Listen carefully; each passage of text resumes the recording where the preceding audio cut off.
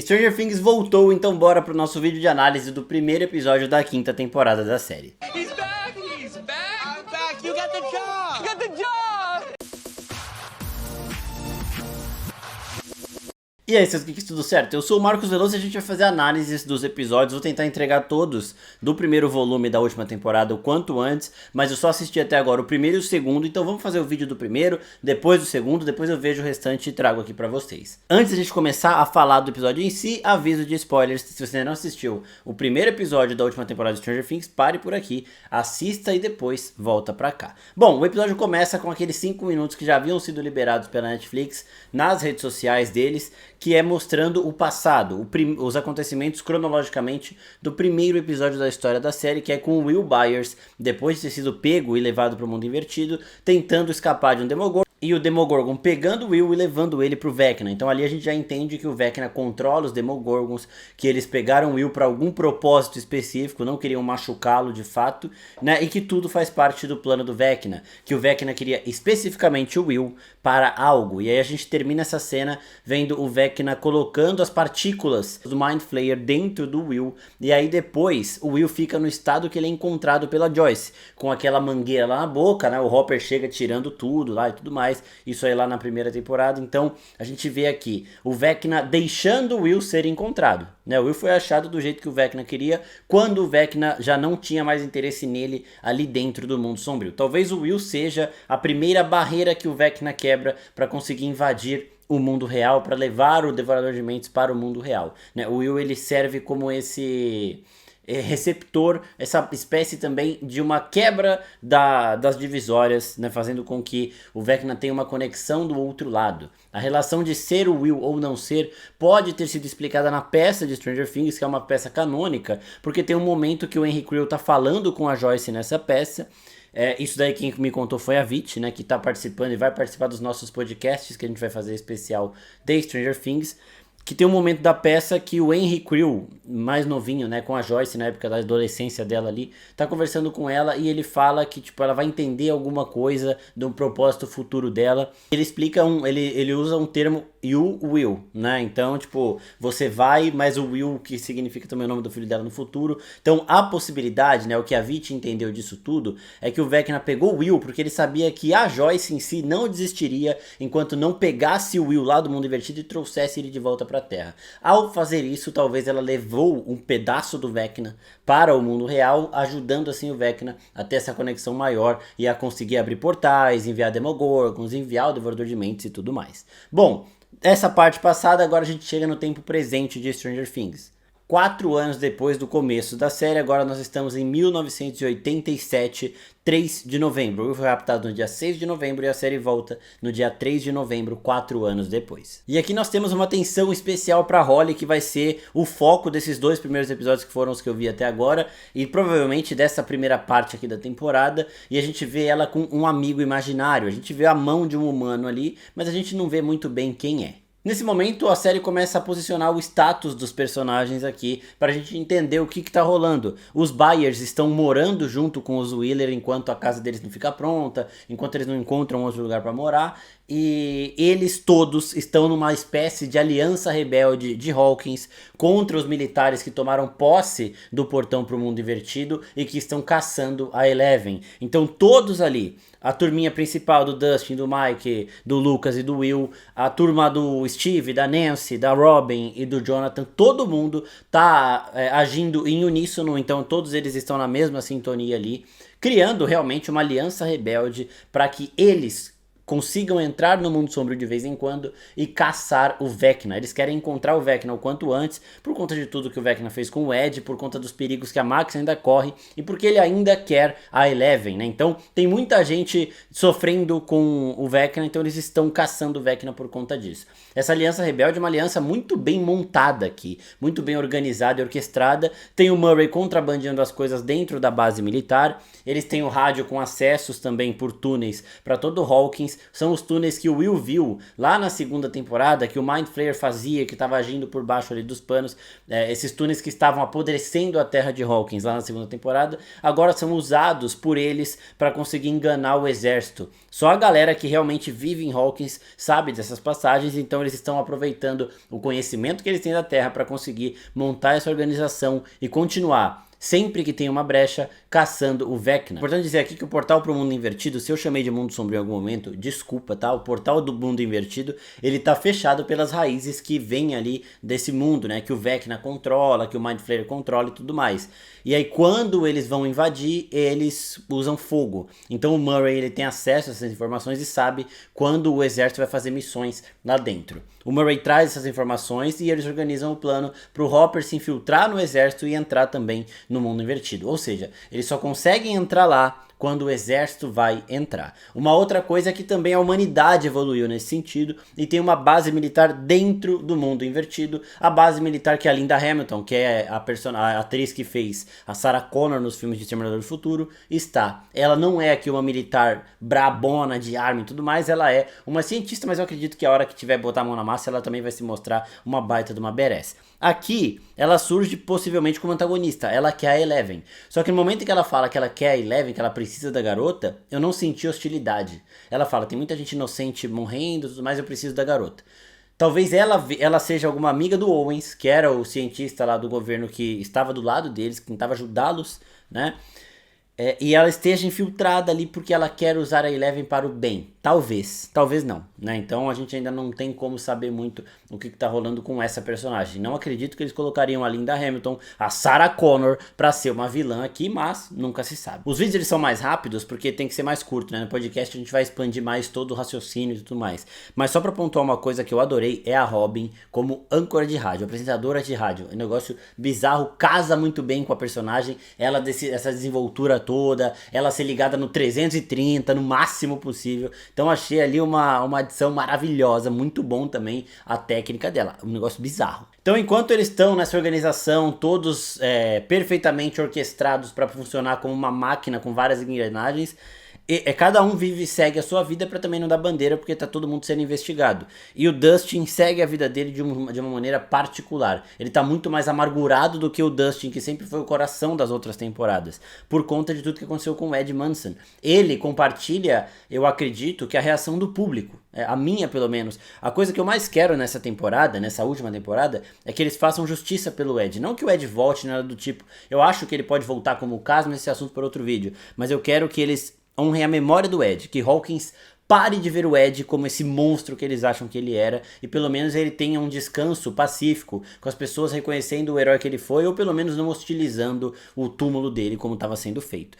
E o Dustin, ele segue muito isso, ele tá revoltado e ele não suporta a forma com que as pessoas lidam com o Ed, então ele quer manter o Ed vivo. Ele usa a camiseta do Hellfire Club. Por mais que o Hellfire Club esteja sendo visto como um culto demoníaco que Hawkins toda é contra, o Dustin segue mantendo isso vivo porque ele sabe a verdadeira essência do Ed, assim como os outros sabem também, mas ele quer fazer questão de que ele sempre vai acreditar e sempre vai estar do lado do Ed, e ele sofre as consequências disso porque Hawkins o renega o Ed e consequentemente vai renegar o Dustin também, e ele acaba até sofrendo na mão daqueles merda daquele time de basquete lá que são insuportáveis. A cena que eu gostei é de ver os quatro se defendendo, então quando o Dustin tá ali sofrendo com esses otários, chega o Mike, chega o Lucas chega botando banca, né, lembrando o carinha lá que apanhou da Erika na temporada passada, que os irmãos Sinclair ali são brabos. O Mike e o Will também ajudam e os valentões eles saem fora de primeiro momento. Então achei legal também essa situação, o grupo se unindo, só que o Dustin ele tá, de novo, muito amargurado. Ele ri em uma cena só até agora nesses 2 primeiros episódios, muito rapidamente, então tá difícil de ver ele assim, porque ele sempre foi o animado, ele sempre foi o coração da galera. E aqui o Steve em certo momento cita que o Will não sente o Vecna, não sente o mundo invertido há muito tempo, só que tudo isso aparentemente muda quando do nada eles estão ali conversando no campo e o Will começa a ver o céu girando. Só que esse é um ponto que conecta com o segundo episódio, então eu vou falar no vídeo do segundo episódio para quem só viu o primeiro não tomar spoiler. Nós temos a Holly falando com um fantasma. Isso aqui são anotações que eu tive do primeiro episódio, então já posso trazer aqui, porque eram coisas que eu traria mesmo se eu tivesse só visto o primeiro episódio. Nesse primeiro momento eu cogitei duas possibilidades. Desse fantasma ser uma essência boa que vem do mundo sombrio, e aí poderia ser uma versão do Ed Manson tentando proteger a Holly, porque ele sabia que ela seria um alvo, ou de ser a versão humana do Vecna, o Henry Creel. Tá? Então essas eram as meus dois palpites. No primeiro momento que eu vi a mão, eu falei, esse cara é o Henry Creel, tá? Mas aí depois eu comecei, porque ele falou, você tem que tomar cuidado com os monstros, e aí depois o Demogorgon chega pra pegar ela, eu pensei assim, putz, ele avisou. Então talvez seja bom, talvez seja mais um negócio de quem queria ver o Ed voltando do que o racional, né? O racional apontava pro Henry Creel naquele momento, mas eu queria que fosse o Ed tentando ajudar, tentando proteger a Holly, né? Então eu cogitei essas duas possibilidades nesse momento. Quando a Holly tá meio assustada na escola, depois dela ter tomado bronca da diretora porque ela estava falando sozinha, aqui já comprova que não é uma pessoa real, né? A gente vê a Holly conversando pro nada, então é alguém que vem de outro plano. E aí justamente por estar fazendo com que a Holly veja algo que ela não está vendo de fato, é que a possibilidade mais provável é de que seja realmente o Henry Creel, o Vecna em sua forma humana. E por que humano? Porque a gente viu a mão humana ali, o Vecna ele tem uma mão das proporções normais e a outra é a mão do Vecna, que é uma parada que vem de D&D também, mas ele não tem uma mão com pele humana não, então ele teria que acessar a sua forma humana, a sua forma de Henry Creel.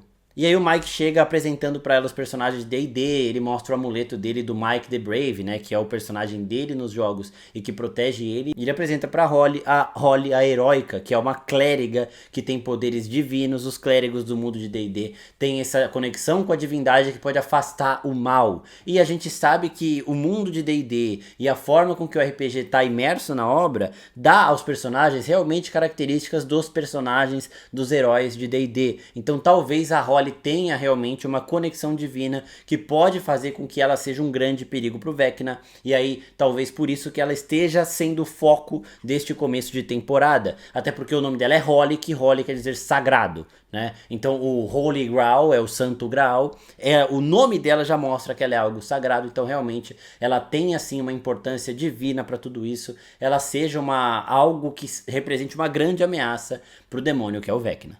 Aí a gente passa para a Max internada, só que agora ela já tá sem os gessos aqui, então o braço dela já se recuperou de ter sido quebrado, os braços, o pescoço, as pernas, o olho dela também já tá bem melhor, só que ela continua em coma. Um detalhe legal aqui é que o Lucas fez o corte de cabelo do mesmo jeito que ele estava no desenho que a Max tinha feito. Ele manteve ali o corte que ele estava usando, o corte que ela desenhou no momento que eles estavam brigados ali na temporada anterior. E ainda no hospital, o Will vê a Robin entrando ali, ele vai querer falar com ela, só que ele acaba pegando ela, beijando a namorada dela, que é a atriz que fez a Anne Withnae, né? E é interessante porque o Will, ele é gay. Na série, o ator também é, mas na série ele é gay e ele não sabe como se abrir. Porque nessa época ainda era muito difícil de você poder abrir isso pra alguém e não ser julgado, não ser repreendido. Por isso que a Robin também faz tudo escondido. Como ela disse em alguma das temporadas anteriores, na terceira ou na quarta, acho que foi na terceira.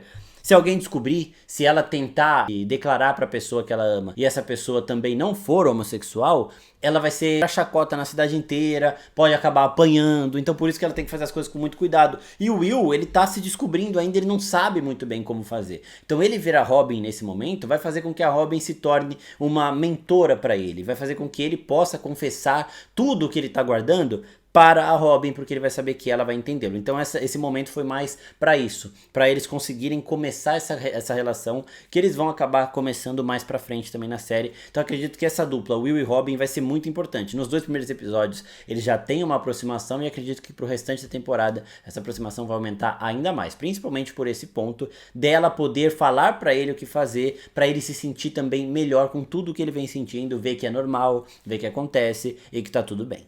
O Dustin chega lá pra honrar o Ed, depois ele vê que tem sangue fresco, ele acaba apanhando e não consegue chegar no momento certo da missão. As missões consistem em tentar encontrar o Vecna. Como a Eleven não consegue achar o Vecna nem na banheira, ela tá realmente bloqueada em relação ao Henry Creel, porque o Henry sabe todos os poderes da Eleven, ele tem os mesmos poderes que ela. Então ele conseguiu travar isso, impedir que ela o veja de qualquer forma, e aí quem vai pro mundo invertido é o Hopper sozinho. A Eleven tá treinando cada vez mais pra melhorar, pra conseguir se proteger, mas o o Hopper não quer levá-la enquanto ele não tiver uma pista forte do Vecna, né? E isso daí faz sentido. A gente sabe que na verdade o Hopper quer encontrar o Vecna sozinho e matá-lo, tentar matá-lo sozinho para não colocar Eleven em perigo nenhum, mas este primeiro argumento de não adianta levar você sem a gente encontrar o Vecna é um argumento bem válido.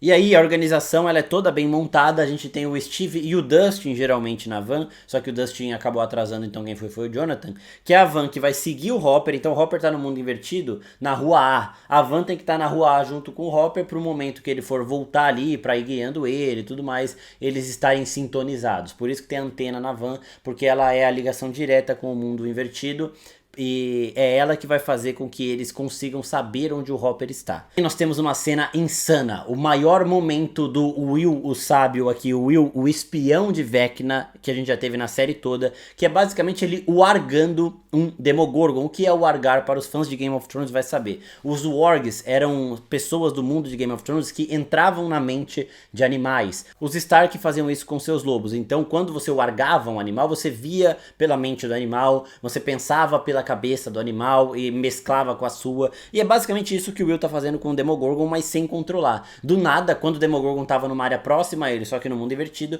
eles sintonizam um com o outro, e aí ele começa a ver o que o Demogorgon tá vendo, e essa cena é muito foda, porque é toda uma parada muito frenética, e o Will tá vendo tudo acontecer, o Demogorgon pulando em tal pessoa e tal, não sei o que lá. E aí ele vê o Demogorgon indo pra casa dos Wheeler. E aí todo esse ciclo de mostrar a Holly com certa importância desde o começo começa a se fechar. Porque o Demogorgon tava querendo pegar a Holly do mesmo jeito que eles pegaram o Will lá na primeira temporada. Eles não queriam matar a Holly nem nada do tipo. Eles queriam pegá-la e levá-la para o Vecna, porque ela é importante pro Vecna por algum motivo que a gente ainda não sabe. Talvez o nome dela, o Mike ter apresentado a personagem dela como uma clériga, indicam que ela vai ter um papel de clérigo nessa história, façam com que ela seja algo santo, que é uma grande ameaça ao demônio Vecna. Repetindo isso porque eu acho que vai ser o caminho que eles vão tomar. O episódio acaba nesse momento e é um baita primeiro episódio. Se você gostou dessa análise, comenta aqui embaixo o que vocês acharam, se teve algum detalhe que vocês não tinham pegado, se teve algum detalhe que vocês pegaram e eu não falei nesse vídeo, e já se inscreve porque o vídeo do segundo episódio